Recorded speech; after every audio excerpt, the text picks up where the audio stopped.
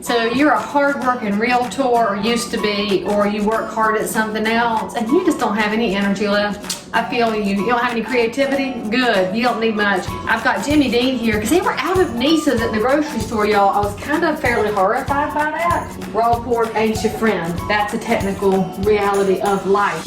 And why are we dicing an onion? Because I have some in the kitchen. Shazam, we've got a nice clean onion. I just can't wait to read the comments on this video, because I'm sure that some of y'all are pretty fairly horrified right now. But you know what? My kitchen, my rules, we use it. Y'all know those dates on things aren't anything but market employ, right? If you want to take care of your neighbors in the time of need, don't be giving them your wretched old cast-offs. And why do people like to donate kidney beans? Y'all bought them for some reason.